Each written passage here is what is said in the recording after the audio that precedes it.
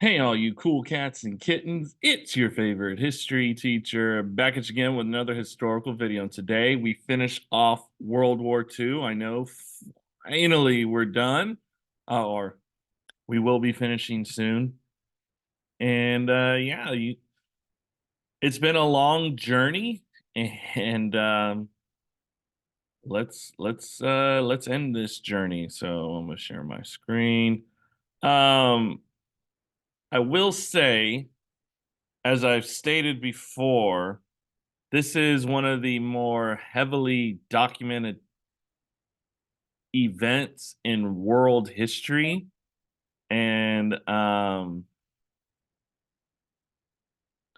it's kind of a lot. I have a lot to show you. I think they're like 70 slides. Again, mostly pictures, but it's a heavily documented time, so needs must. Anyways, World War II ends. Chapter 12, Lesson 5. That was your warm up. Objectives, we're going to compare and contrast the way allies approached the war in Germany and how they approached it in Asia. Understand the importance of the bombing of Hiroshima and Nagasaki. Explain the basis of the Cold War, because that's where we're heading next. All right, Operation Torch. So, by the beginning of 1943, the tide of battle had turned against Germany, Italy, and Japan. The land and air campaigns waged by the Allies in North Africa, the Middle East, Italy, and occupied France weakened the overextended Axis powers. Hitler got a little too confident.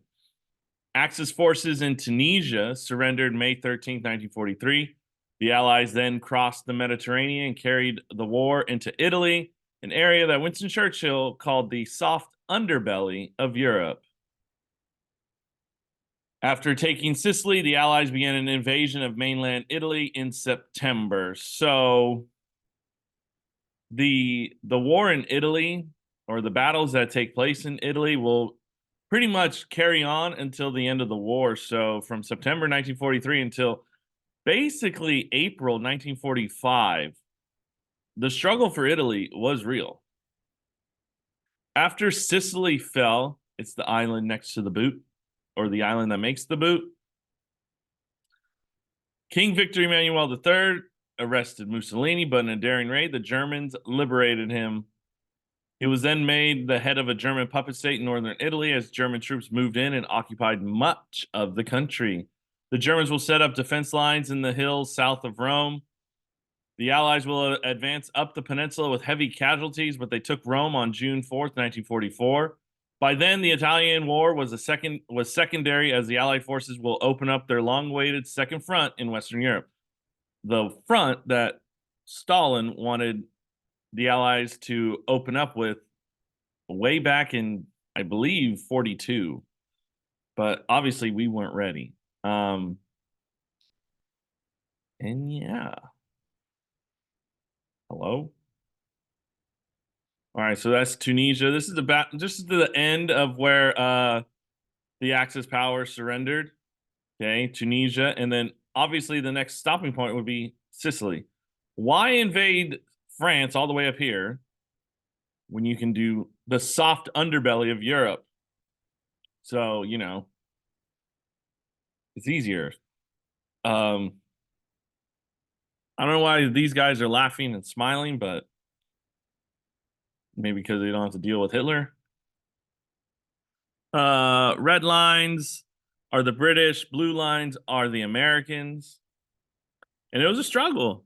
1943, 1944. So almost a year to go halfway up the peninsula. And then you have May 7th, 1945, all the way at the top. So, it's not like it was done like that. Here's some photos from Italy. Colored photos. We love those. All right, Operation Overlord. Okay, so since the autumn of 43, the Allies had planned an invasion of France from Great Britain across the English Channel. So it was finally decided on June 6, 1944, known as D-Day. Allied forces under General Dwight D. Eisenhower landed on the Normandy beaches in history's greatest naval invasion, amphibious landing. The Allies will fight their way past hidden underwater mines, treacherous barbed wire, and horrible machine gun fire. Believing the battle was a diversion and the real invasion would occur elsewhere, the Germans responded slowly. That gave the Allied forces time to set up a beachhead. Within 3 months, the Allies had landed 2 million men and 500,000 vehicles and began pushing inland to break through the German defensive lines. So, the shortest route from England to France is to the city of Calais, and that is where Hitler fortified his defense line the most. Yeah, they're going to be along the coast, but Hitler thought there was a diversion, and he thought Normandy was a diversion. When in actuality, I believe it was under General George Patton.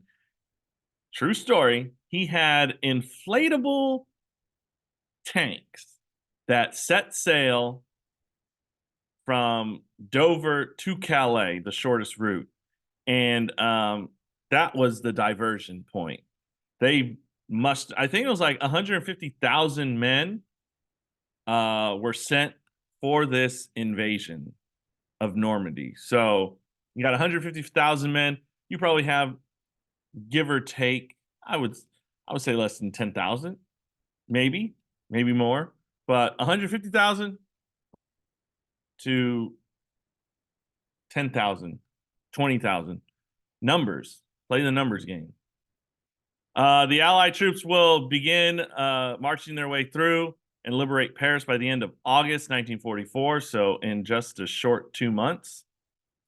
In December, with Allied aircraft grounded, the Germans will launch a counteroffensive to regain the seaport of Antwerp in Belgium. It's called the Battle of the Bulge, named for the bulge in the German attack caused in Allied lines. But by January 1945, both sides had suffered heavy losses, but the Allied line still held. So this was Hitler's last stand. We talked about this before in the little major battles of the World War II worksheet.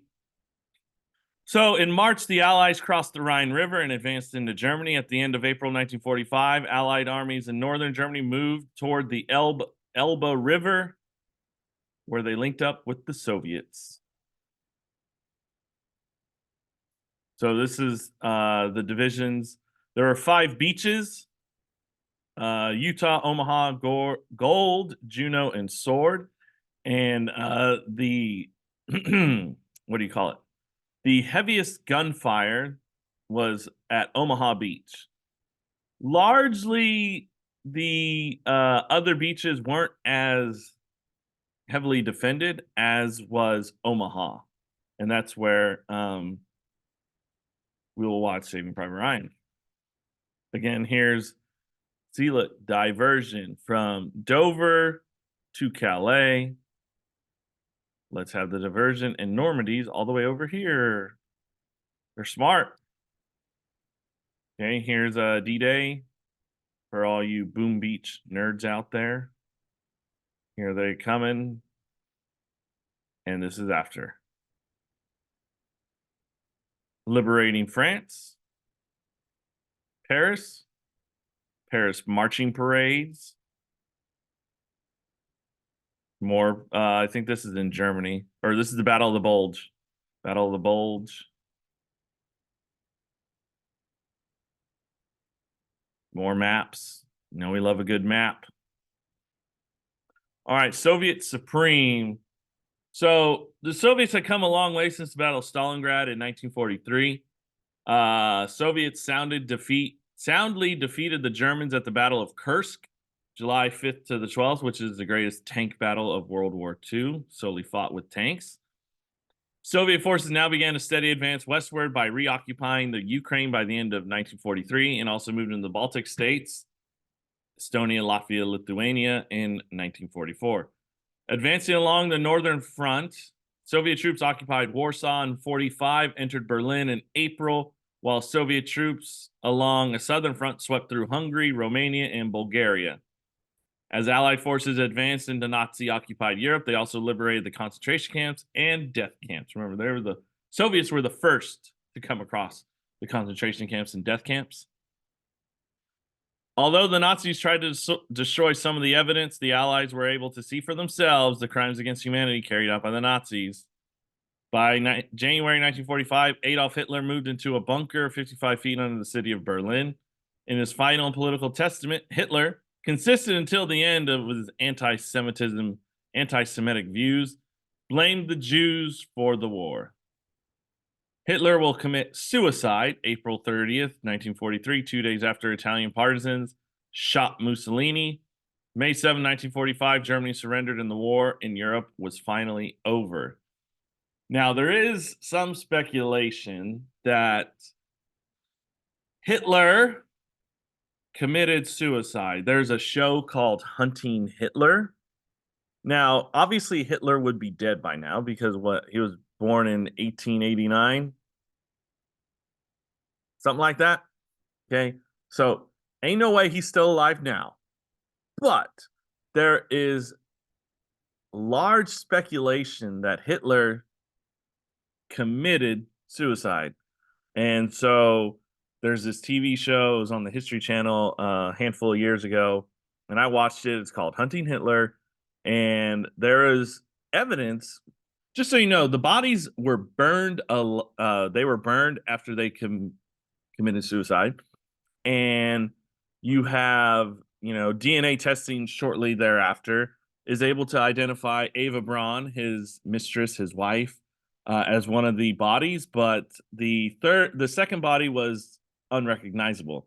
And there are theories that Hitler was able to sneak in the underground paths, causeways, tunnels to escape to the last airport that was still in function as the Soviets were entering the city of Berlin.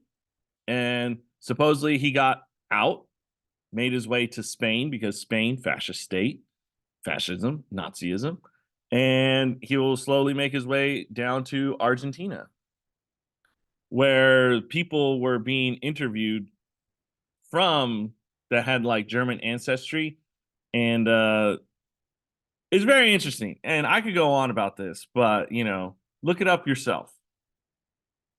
He's dead now, but just look it up. So this is the Battle of Kursk. 2,700 tanks, 900,000 infantry.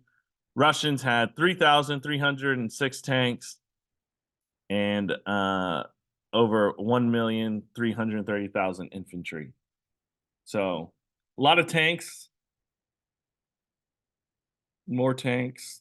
And this is the Soviet advance into Nazi-occupied Europe. And here are the concentration camps. This is at Auschwitz. And that's Hitler and his mistress, wife. Goodbye. Germany surrendered, war in Europe over. They're signing their terms of surrender. Remember, it was unconditional. They had to agree to everything. Oh, why didn't I change this? Hello? Sorry. Gosh, Mr. Ovalle.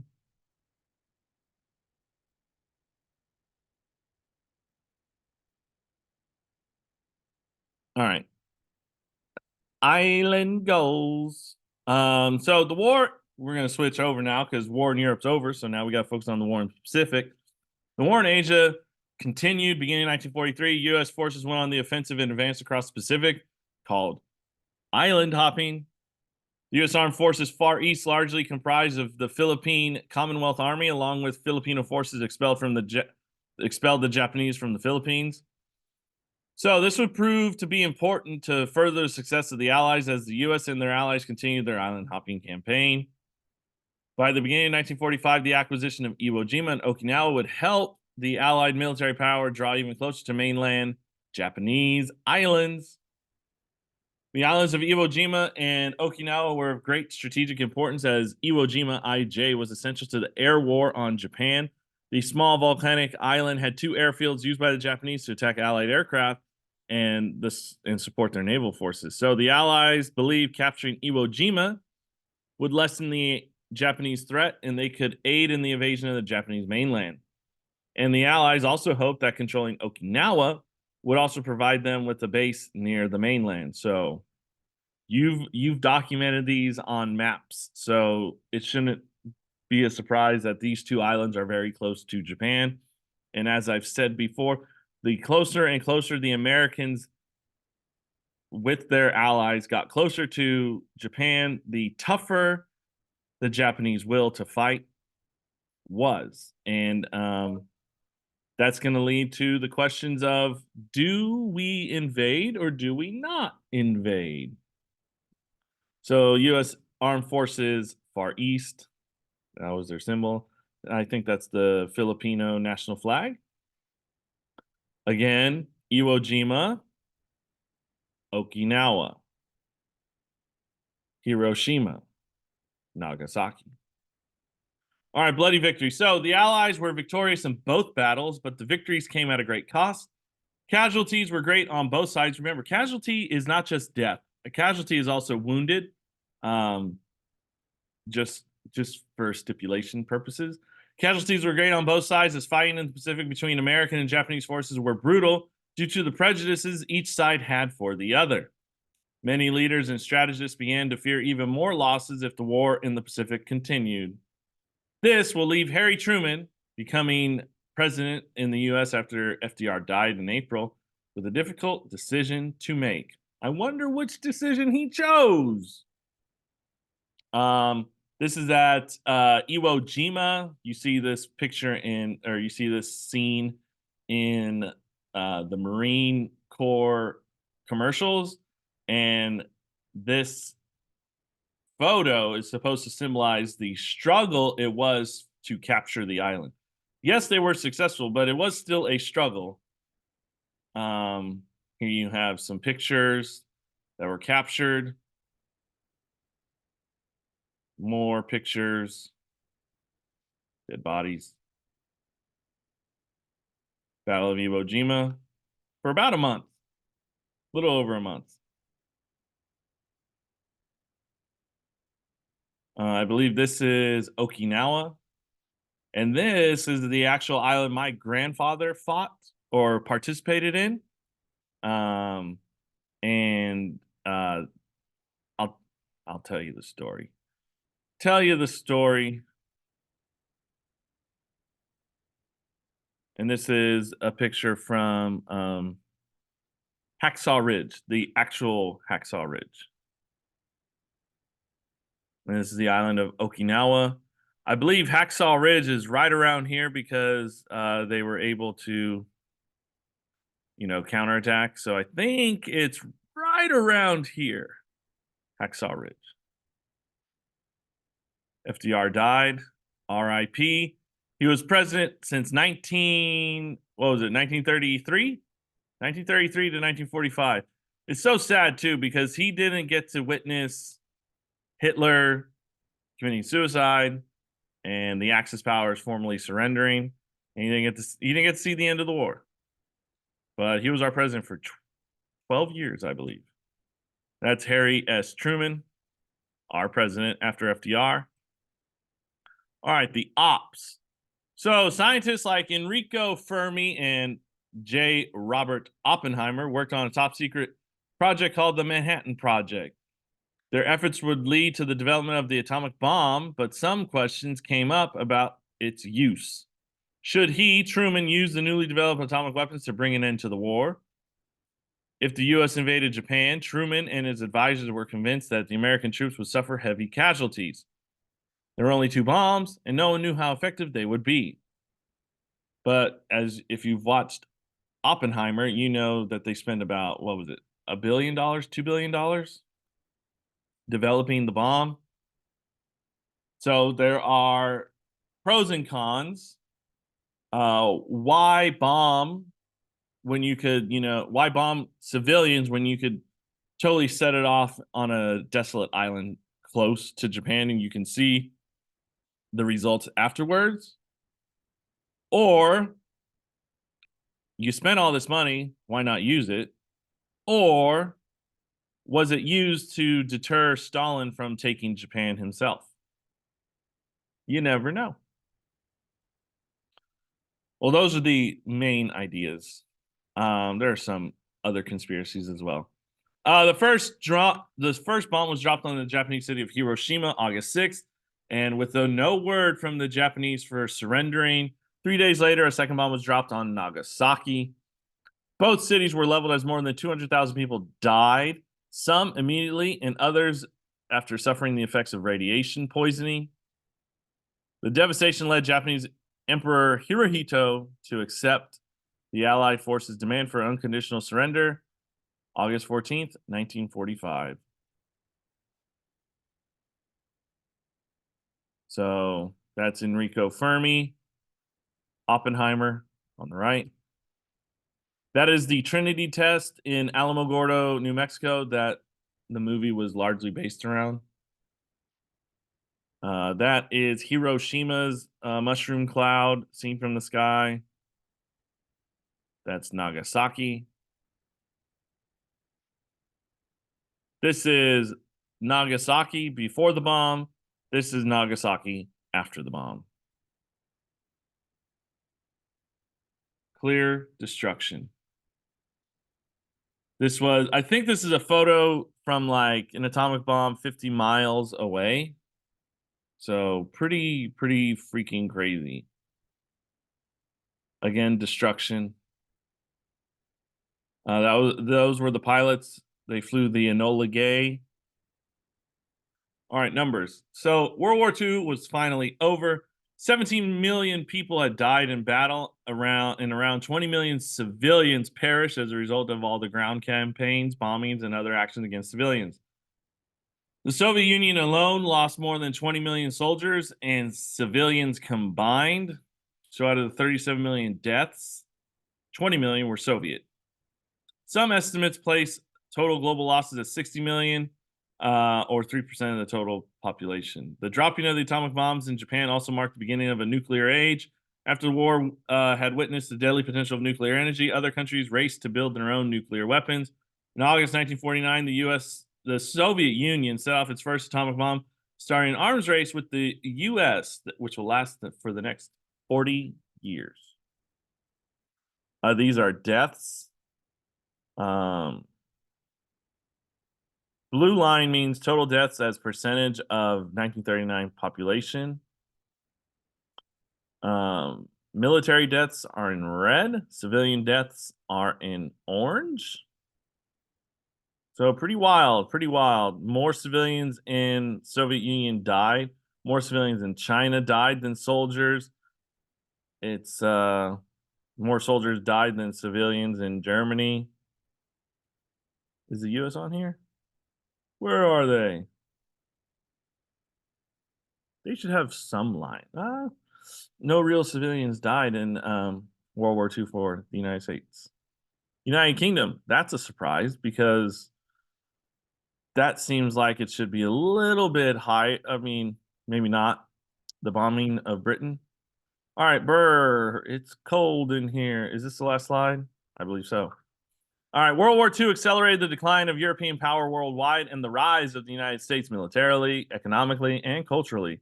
Period of political tensions known as the Cold War followed the total victory of the Allies. An ideological conflict between the U.S. and USSR. The Cold War will dominate world affairs until the end of 1980s.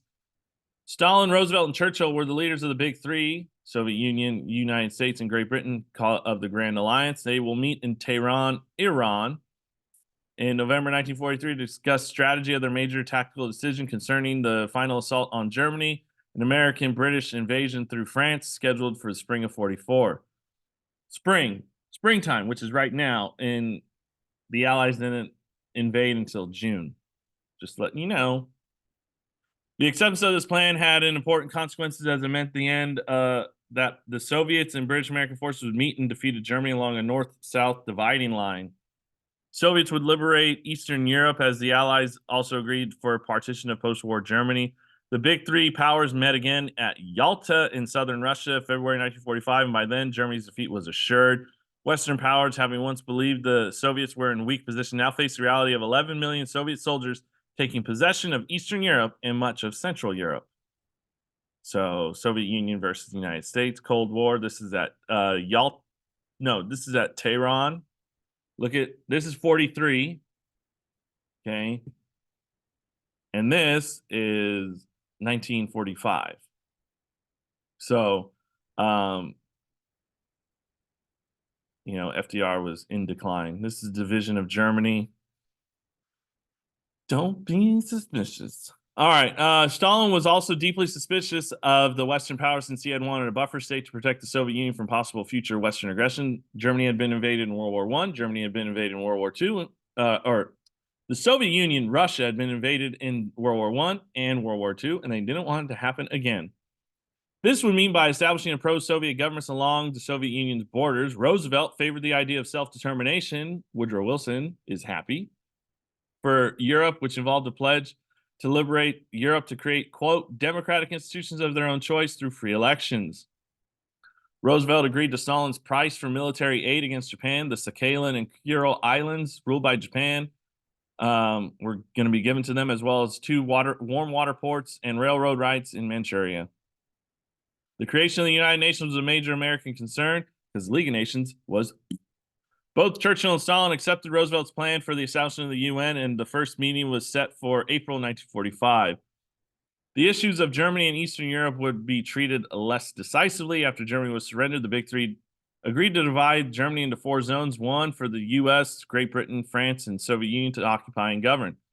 Stalin will compromise and agreed to free elections in Poland, quote unquote. However, it was clear that Stalin would not honor this provision for other Eastern European countries. The issues of free elections will cause a serious split between the Soviets and Americans. That was Stalin. Do you smell it? That smell. A kind of smelly smell. That smelly smell that smells smelly.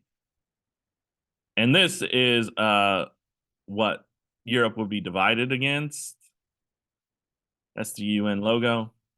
That's the UN meeting in San Francisco. That's the UN pledge. This is the split of Germany. And as you'll notice, the capital, Berlin.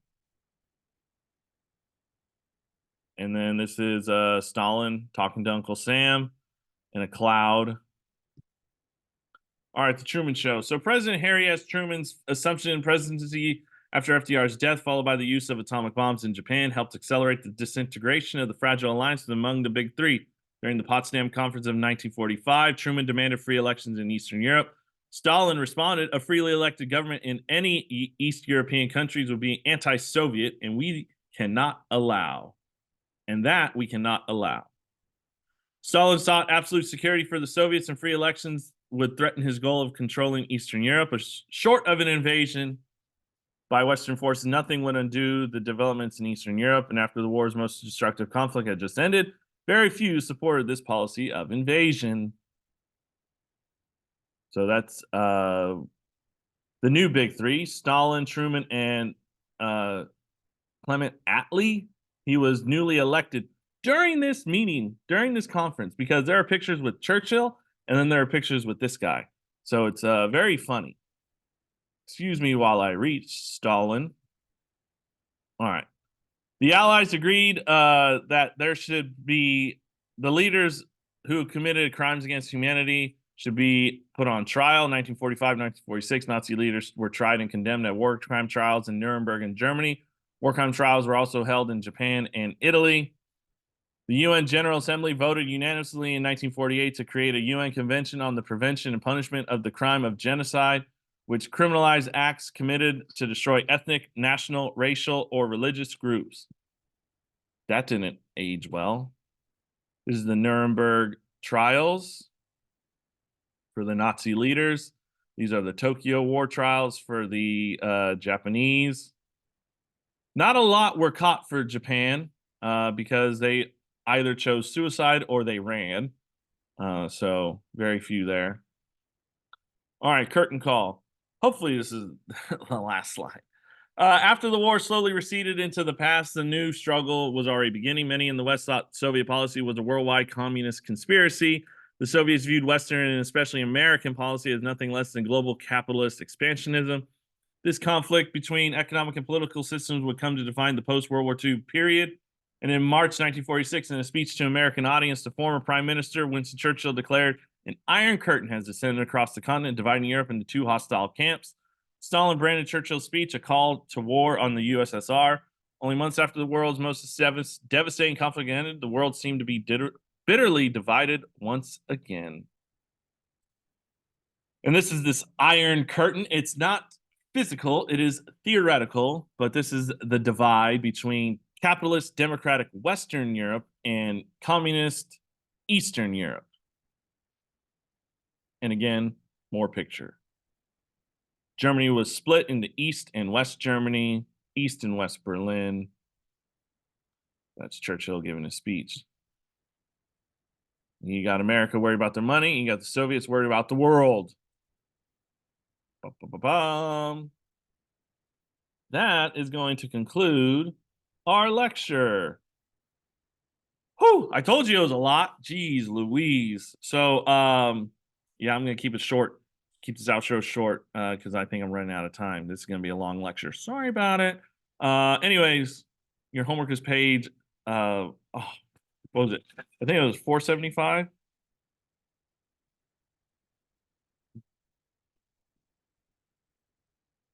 Yeah, page 475, 2 through 4. All right. Hopefully, you guys did enjoy that. It was a long lecture. I'm sorry, but World War II ended. So much in one little section. All right. Hope you guys did enjoy that. If you did, make sure you hit that like button, leave a comment, subscribe. I'll see you in the next one. Peace.